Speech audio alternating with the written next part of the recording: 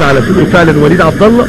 انما هنا لو الحارس ما عندوش المهاره الخاصه بتاعته، بص وليد عبد الله كلام مهم جدا يا ولد العيد. مايكل رامو لفه جميله يا ولد على اللفه والعرضيه، ممكن الثاني خطيره جوه الجول يا ولد. ده حكايه يا جماعه، مايكل رامو ده حكايه، حدوته اللقاء النهارده، حدوته هذه السهره. هذا اللاعب الحقيقه هو اللي صنع القصه. وهنا الفارق ده يا جماعه، هنا الفارق في اختيارك للمهاجم بثقة ورونق وبأداء هذا اللاعب مايكل رامو. هدف ثاني لصالح نادي الشباب السعودي. شوف الكرة، تحرك جميل جدا، ثم كرة عرضية هنا من اللاعب اكرم جودوين، وبتلاقي على طول المتابعة من الهداف مايكل رامو يصنع الفارق هنا ويصنع هدف ثاني. ادي جودوين عملها كويسة وتخبط في السكة وتروح على طول هنا للمهاجم الخطير مايكل رامو، ويولع الهدف الثاني بالنسبة لنادي الشباب السعودي. مع ان كان في ماسكه طبعا وكان في ركله جزاء، حكم اللقاء ادى تعدي الكوره. كاماتش يا ولد على التاتش جميل، شوف الباصه من كاماتش خطيره جدا يا ولد.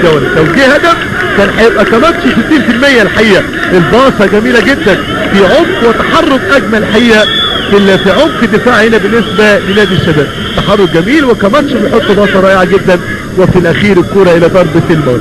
متعه اللقاء كويس جدا داخل الفريق بتاع نادي الشباب، يصير على كرة طلع ركنيه. ادي الكرة عرضيه خطيره بالنسبه لفريق تونس يا ولد جول جميل جدا.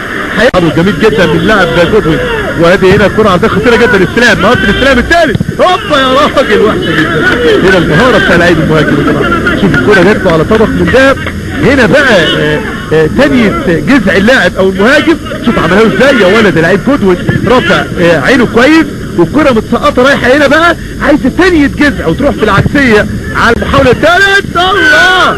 والقائد المره دي، القائد خطير الشباب السعودي يا جماعه، بينقل الكرة اسرع، عنده اصرار اعلى، عنده محاوله اخطر من احمد عطيف، وفي منتهى القوه الكرة الاخيره وفي منتهى الخطوره. في 9 دقائق الفريق التونسي يستطرد فريق الشباب السعودي، محاولة تصويبة التسديدة جوه الكرة، خلاص راحت متعتها ومتعتها وجمالها يا ولد عليك يا وليد عبد الله. رسم اللقاء يا جماعة دي مباراة تخرج المتابع او تخرج المعلق عن اطاره البرستيجي، عن مثيله. كرة خطيرة في الثمانيات يا ولد يا جول. يا عيني عليك يا كاماتشو. لا حارس المرمى طالع سقط منتخب خطوره للشباب يا ولد. العين عملها جميله، ولكن هنا لو راحت للاخر الثالث راح. الهدف الثالث بيروح من نادي الشباب. شوف لعيبه نادي الشباب بتستلم، وادي هنا انزو هيكتور زعلان جدا طبعا لان الكره في هذا التوقيت في اخر 15 دقيقه او 16 دقيقه. الاستلام ثاني هو نفسه طبعا المزعج جدا مايكل رامو حارس المرمى على طول كمان حساني بجو خارج من مرماه. خطيره جدا يطلع خطا جدا وليد، وتاخد الكره الثاني لسه هتستنى يا راجل. ده مولود هنا او موجود قاضي كبير جدا اسمه نايف القاضي.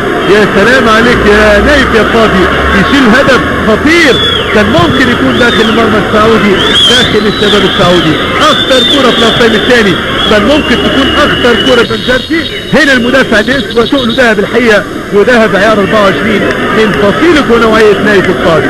كره في منتهى الخطوره، انتصر كثيرا جدا.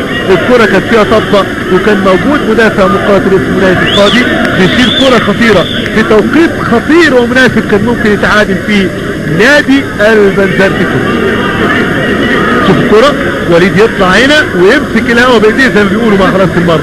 خروج خاطئ جدا يا وليد، لازم الخروج هنا يبقى 120% مظبوط. طلع وايه يعني على المغمض من غير ما يشوف وليد عبد الله، والكرة كانت في منتهى الخطورة.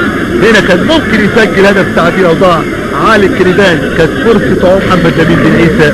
لقاء جهاد الدور 32 من بطولة دولة العرب، لقاء جمع البنزرتي التونسي امام نادي الشباب، وتفوق الشباب بهدفين مقابل الكرام. متابعينا